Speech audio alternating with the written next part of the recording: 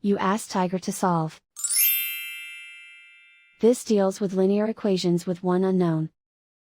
The final result is v equals 19. Let's solve it step by step.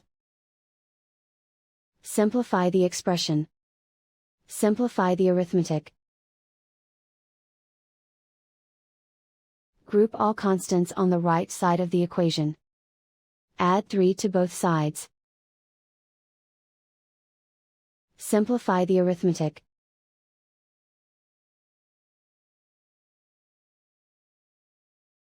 Isolate the v. Divide both sides by 3. Simplify the fraction. Find the greatest common factor of the numerator and denominator. Factor out and cancel the greatest common factor. And so the final result is v equals 19.